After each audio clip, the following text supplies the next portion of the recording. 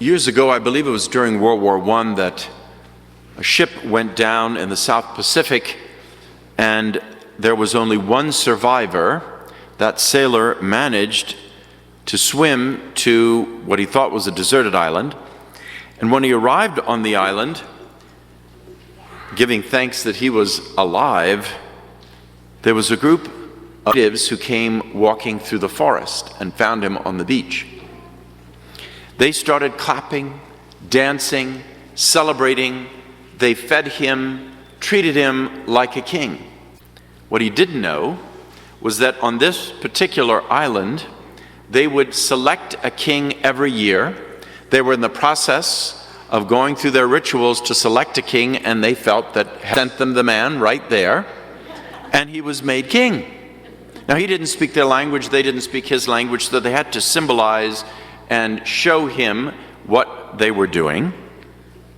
And after some time, he began to understand some of their language, and he asked more questions about his role as king. And then he said, well, what happens at the end of the year?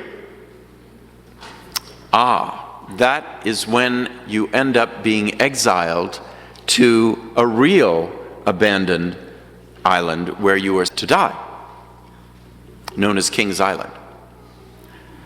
He was not as enthusiastic about his new role as King Edward of the unknown island he was on. He thought about, what is he going to do? If he's not found, within a year he's going to be on this exile where he will be left to die. So, since he had absolute authority, he first decided, okay, I'm going to have those who carve the boats here on the island to carve several extra boats, and we're going to place them on King's Island. Then he had those who cultivated the fruit trees and grew various crops to go to King's Island and start transplanting fruit trees and crops. And then they made their houses out of the stones on the island. So those who were the stonemasons, he has the job to build a house on King's Island, so that by the end of the year, he had a place to go. Now, I have not been able to find out after he ended on island what happened to this sole survivor of that crash, but it would be interesting to know if he ever found civilization. He must have, because we got the story told to us, right? I think in the 1930s, the story came to light by an interesting writer by the name of Sigmund Freud. So here was a man who prepared for his future. And today's gospel tells us that we are to prepare for our future. And the future that Jesus is teaching about, of course, is an eternal future, not just for a year or a decade, but for the rest of our lives. And what he talks about is that it is prepared by faith and works, faith and action.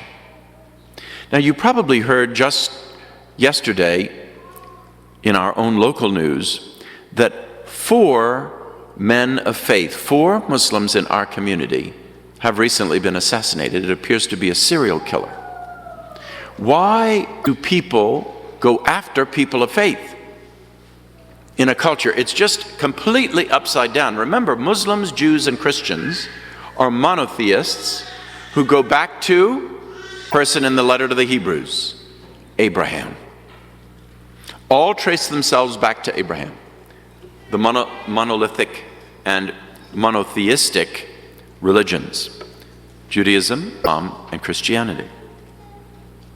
Abraham, through Hagar, had Ishmael, and Ishmael is the father of the Arab nations. Abraham, by his wife Sarah, had Isaac, whose son Jacob was renamed Israel. So all of Israel's history traces back to Abraham through Sarah, and so forth. We as Christians, Jesus, who is a descendant of Jacob, right, and Abraham, and he is the founder of our faith. And so people of faith need to come together, right? In a society where there is a tidal wave of secularism and atheism and agnosticism, people of faith need to stand together. So what is faith? The letter of the Hebrews, chapter 11, verse 1 tells us, faith is confident assurance about things hoped for, conviction about things we do not see. Right? The unseen world, the invisible world, the world of the Spirit. Confident assurance about things hoped for, conviction about things we do not see.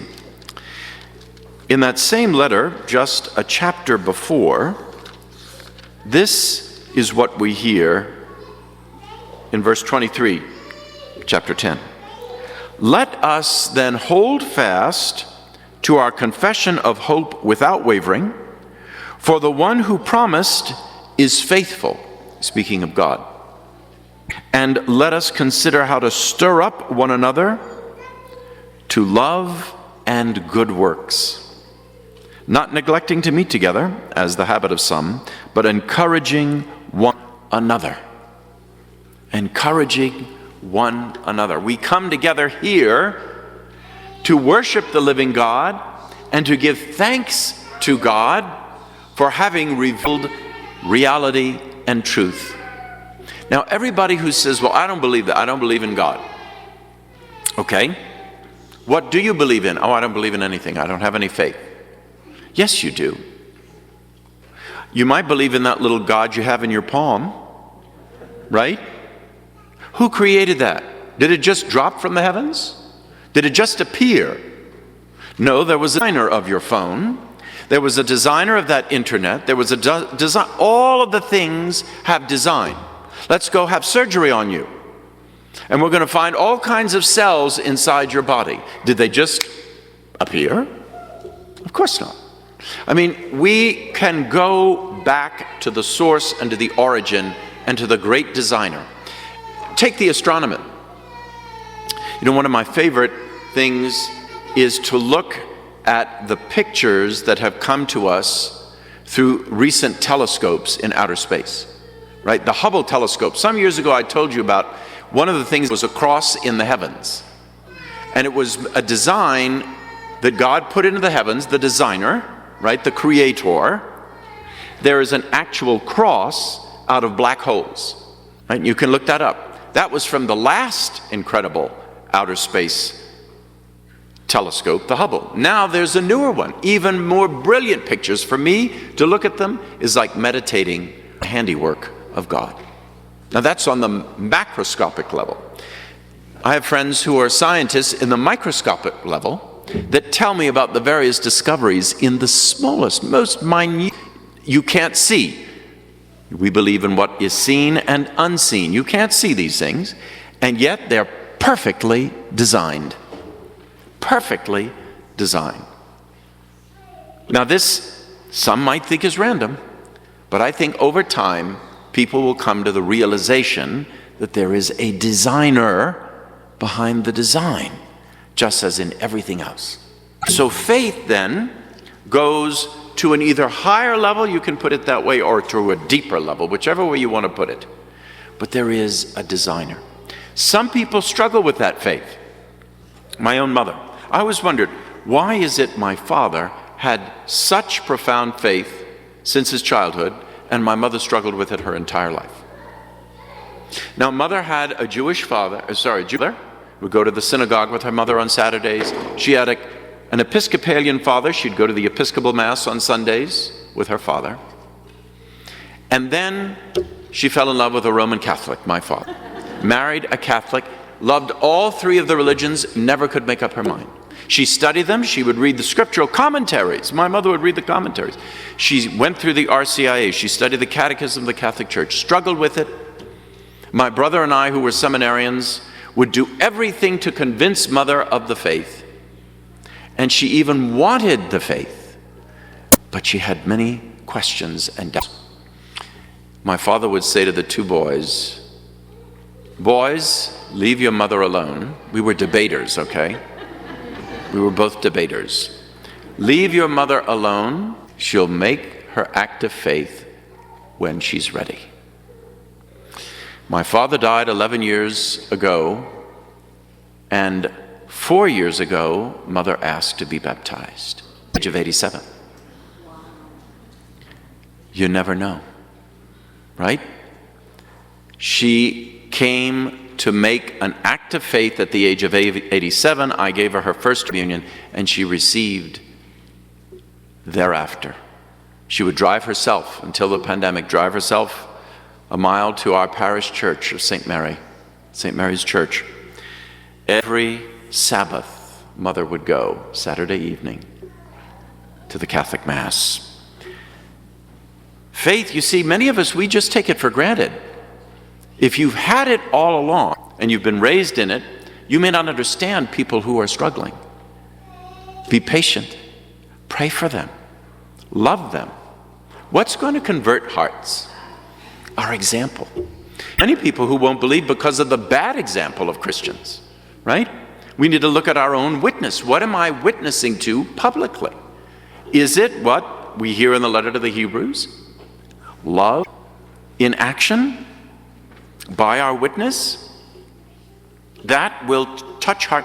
People bear all kinds of wounds. Believe me, I hear it in the confessional. Things all the way back from their childhood. My mother wanted brothers and sisters. She was an only child. She grew up in a hotel. My grandparents ran that hotel. She wanted many things that she didn't have, right? So she had her struggles. Her father died when she was young. And you know, everybody here has various kinds of wounds that you bear. And certain things may block the activation of faith.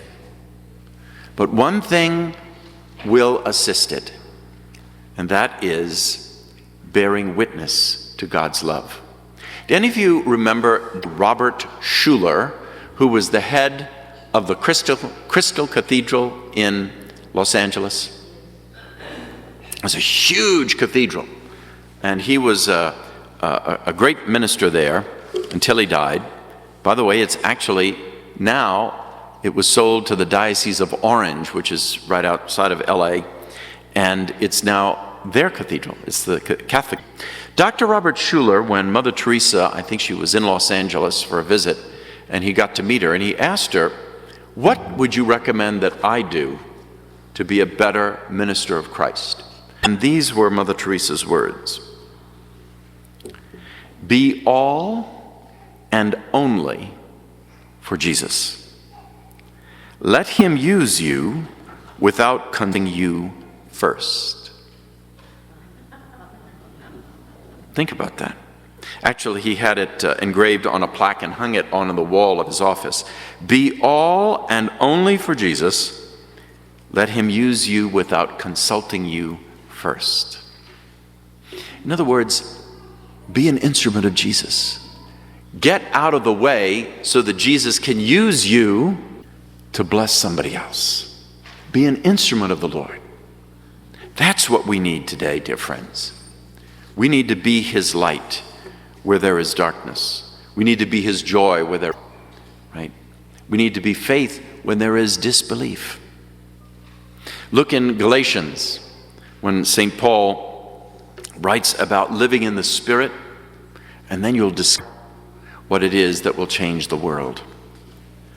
I conclude with Psalm 33, from which we hear today, that beautiful psalm that tells us why we're here. It says, "Rejoice in the Lord. Praise befits you who are upright. By the word of the Lord the heavens were made." There it is, the Creator. "All his work is done in faithfulness. He loves righteousness and justice, and the earth is full of the steadfast love of the Lord."